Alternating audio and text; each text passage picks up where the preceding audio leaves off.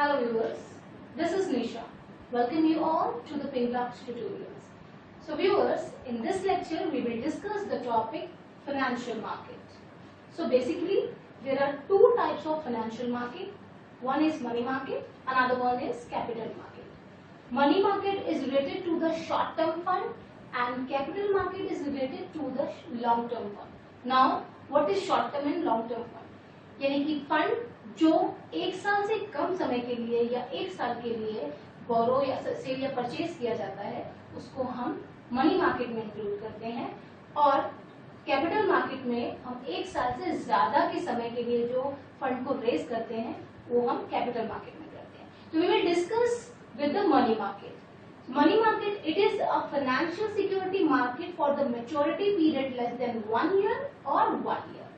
So now we will discuss what are the instrument of money market. Number one is treasury bill. It is issued by the RBI on behalf of government to meet its short term requirement of fund. Minimum amount 25,000, multiple thereof. And the time period is 91 days, 182 days and 364 days. Basically treasury bill government को जब short term fund की requirement होती है तो वो RBI के through treasury bill issue करते हैं और अपनी इस रिक्वायरमेंट को फुलफिल करते हैं, मार्केट से पैसा उठाते हैं. उसकी ड्यूरेशन क्या रहती है? ये या तो 91 डेज के लिए होगा या 182 डेज के लिए होगा और मैक्सिमम 364 डेज के लिए ये ट्रेजरी बिल के थ्रू पैसा मार्केट से रेज कर सकते हैं. तो ये है ट्रेजरी बिल के बारे में बात करते हैं जो आरबीआई इशू करता है on behalf of the government. And the minimum limit of the treasury bill is 25,000 और इसके बाद मल्टीपल देयर ऑफ, इससे ज्यादा भी जैसा की रिक्वायरमेंट होती है गवर्नमेंट की वैसा वो मार्केट से पैसा रेज कर सकते हैं. The next one is commercial paper. It is a short term unsecured promissory note issued by large credit-worthy companies to raise short-term fund. Commercial paper large credit-worthy companies जो credit पर basis पर deal करती हैं या business करती हैं वो issue करती हैं इस कमर्शियल पेपर को. इसमें क्या होता है कि ये शॉर्ट टर्म फंड को रेज करने के लिए कमर्शियल पेपर को इशू करती हैं और पैसा मार्केट से उठाती है. इसकी मिनिमम जो मेच्योरिटी पीरियड है वो है 15 डेज और मैक्सिमम 1 ईयर, यानी एक साल से कम होता है. तो ये है कमर्शियल पेपर. ठीक है. The next one is call money. Call money is basically related to the interbank transaction. Basically it is used for the interbank transaction. One bank borrow to maintain CRR as per the RBI guidelines and maturity period is 15 days. ये call money का जो concept है यानी कि instrument है, basically ये एक bank दूसरे बैंक से बोरो करते हैं as per their requirement. Basically ये पैसा सीआरआर को मेंटेन करने के लिए करते हैं. सपोज एक बैंक के पास सीआरआर जो कि आरबीआई की गाइडलाइंस के अकॉर्डिंग जितना परसेंट है अगर वो उतना उसमें शॉर्ट कमिंग आती है तो वो दूसरे बैंक से कॉल मनी के थ्रू बोरो कर सकते हैं और विद इन 15 डेज उसका पेमेंट कर देते हैं. तो call money is basically use for the inter bank transaction. Next one is certificate of deposit. It is issued against the fund deposited by an investor with a bank. It is meant for the trading.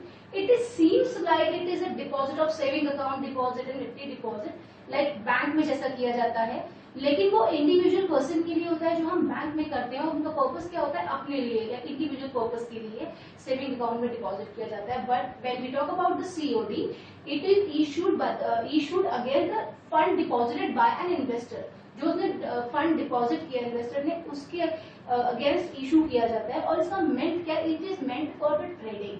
जो individual saving या deposit होते हैं हमारे, वो trading के purpose के लिए नहीं होते, वो इंडिविजुअल पर्पस के लिए होते हैं, फ्यूचर सिक्योरिटी के लिए होते हैं. लेकिन सीओडी ट्रेडिंग के पर्पस के लिए होता है. ये डिपॉजिट या ये इंस्ट्रूमेंट ट्रेडिंग के पर्पस के लिए किया जाता है. The next one is commercial bill. Commercial means the business, related to the business, and bill is जब हम कोई सी सेल परचेज करते हैं तो बिल जनरेट होता है. तो basically it is the bill of exchange issued by a commercial organisation to raise money for short term fund या फॉर शॉर्ट टर्म नीड्स. क्या होता है कि सपोज एक सेलर है, उसने क्रेडिट बेसिस पर अपनी प्रोडक्ट या सर्विसेज को सेल आउट किया या सिक्योरिटीज को सेल आउट किया. बायर ने उसे परचेज किया. अब जिसने बेचा यानी कि सेलर अपना एक बिल जनरेट करेगा, जो क्रेडिट बेसिस से बिल जनरेट करेगा उसे कमर्शियल बिल कहते हैं, और वो जैसे ही बायर एक्सेप्ट करता है तो it become a commercial bill, it is become a agreement, और इस बेसिस पर पेमेंट कर देता है buyer.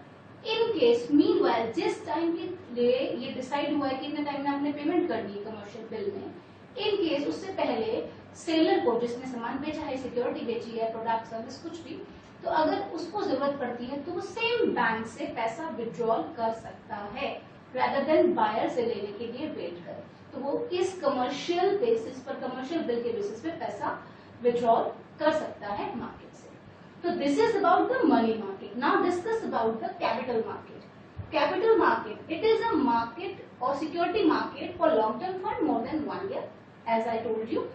And now it is also categorized into two parts. Number one is primary market. Primary market वो मार्केट है जहां पर न्यू सेटअप या न्यू प्रोजेक्ट लॉन्च होते हैं और उन्हें पैसा चाहिए होता है, तो वो प्राइमरी मार्केट के थ्रू पैसा रेज करती है। It is a new issue market या fund use for the setting up new project को सेटअप करने के लिए फंड चाहिए, या एक्सपेंशन करने के लिए प्रोजेक्ट के लिए पैसा चाहिए, या डाइवर्सिफिकेशन, इस तरह की कॉन्सेप्ट के लिए, प्रोसेस के लिए पैसा चाहिए, तो प्राइमरी मार्केट से वो पैसा रेज किया जाता है। ठीक है, अब ये पैसा रेज कैसे करती है मार्केट? इसके मेथड है। Number one is offer through prospectus. Prospectus के थ्रू डायरेक्टली, यानी prospectus makes direct appeal to the investor to raise capital through advertisement, newspaper, magazine etcetera. Prospectus के थ्रू वो कंपनी जिसको फंड रेज करना है वो डायरेक्टली इन्वेस्टर से या पब्लिक से अपील कर सकती है, जो इन्वेस्ट करना चाहता है उसमें पैसा, और उसके सोर्सेज क्या है? एडवर्टीजमेंट के थ्रू या न्यूज़पेपर के, मैगजीन के थ्रू। तो this is about offer through prospectus. And next one is offer for sale. Securities are offered to sale through intermediaries, agent and broker.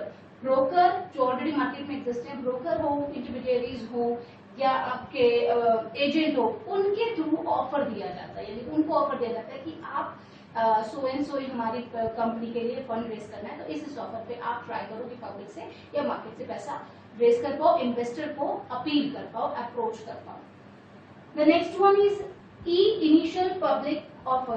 E denotes for electronic initial public offer. Through this, company proposing to issue capital to the public online system of stock exchange and has to enter into an online agreement. यानी कि यहाँ पर भी पैसा या fund raise करने के लिए पब्लिक से अपील की जाती है, but it is a online method. Online ही आपको कंपनी मार्केट के लिए या मार्केट में पैसा मार्केट से पैसा रेज करने के लिए एडवर्टीजमेंट या अप्रोच करती है, और जिस पर्सन को या जो पर्सन इन्वेस्टर इन्वॉल्व होना चाहते हैं या इन्वेस्ट करना चाहते हैं वो भी ऑनलाइन ही उसमें इन्वॉल्व होंगे, और उन लोगों के बीच में ऑनलाइन ही एग्रीमेंट सेटअप होगा। This process is the same process like this, but it is entirely based on the electronic mode, यानी ऑनलाइन मोड। ओके, तो ये हो गया हमारा primary market. Now the secondary market, it is a aftermath and follow-up of primary market. It is the market for renowned and existing companies, securities market.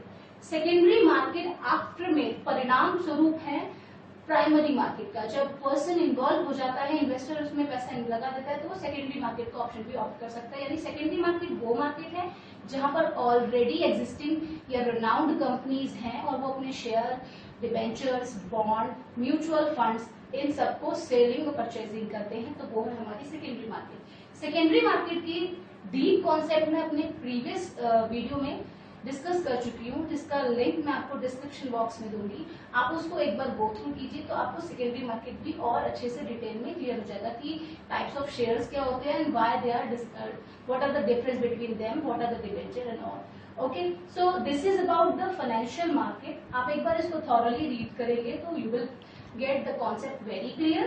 I'll meet you with the next lecture and with the next topic. Till then, stay blessed, stay happy and keep learning. Thank you.